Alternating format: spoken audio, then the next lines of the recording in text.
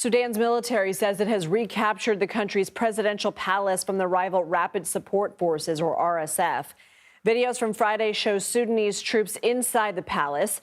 While this marks a major symbolic victory for the military, it does not necessarily mean the country's two-year civil war is close to an end. The RSF says its forces are still fighting in the area around the palace. The conflict has had devastating consequences for the people of Sudan. The head of the United Nations Children's Agency has described it as the world's largest humanitarian crisis. CBS News national security contributor Sam Vinograd joins us now. Sam, how significant is it for the Sudanese military to recapture the palace, and can you expand on the humanitarian impact? Well, Lindsay, Sudan has been racked by civil war for almost 2 years. Sudanese armed forces have been battling a paramilitary force known as the Rapid Support Forces with absolutely devastating humanitarian consequences.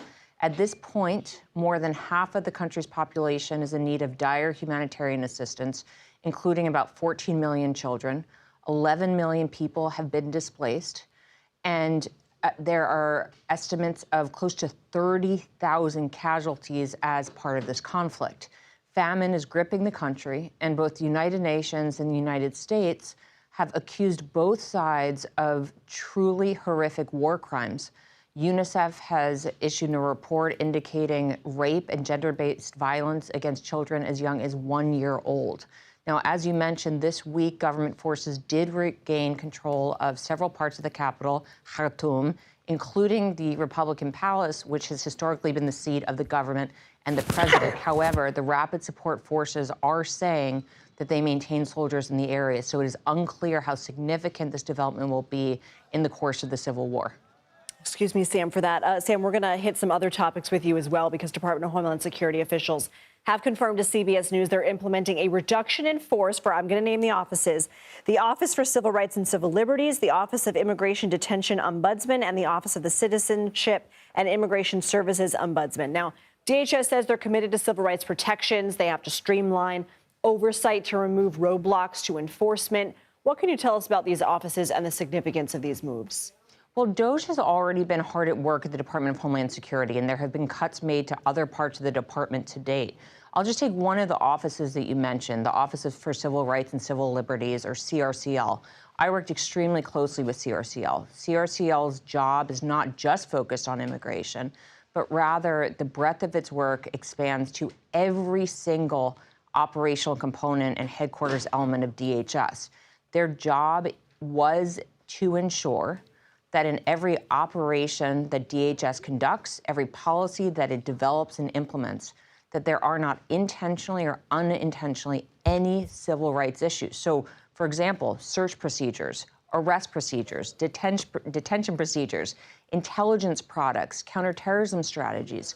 The Office of Civil Rights and Civil Liberties is there to ensure that civil rights aren't impacted. And so it is deeply troubling to understand that, again, not just from an immigration perspective, but across a 260,000 person workforce at DHS, they're losing such significant capabilities in such a rapid fashion without any kind of successor plan being named to ensure civil rights are protected. And Sam, U.S. officials are headed to Saudi Arabia next week to discuss Ukraine. Where do peace talks stand? Well, it was a busy week from a diplomatic perspective. President Trump spoke individually with President Zelensky of Ukraine and President Putin of Russia. This comes after U.S. officials met respectively with their Ukrainian and Russian counterparts in the days prior.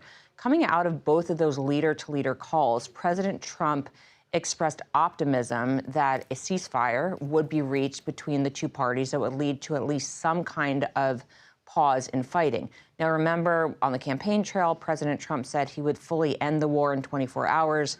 After that, a proposal was tabled for a 30-day ceasefire pertaining to air, land, and sea.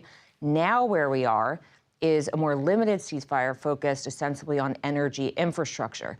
I will note that these narrower ceasefires can serve as confidence-building measures and give time for officials to negotiate a more comprehensive peace. So the next step is technical level discussions in Saudi Arabia between officials from Ukraine, from the United States, and then U.S. and Russia. And at some point, the Ukrainians and the Russians are going to have to talk to come to agreement on whether it's this energy ceasefire or a broader ceasefire proposal.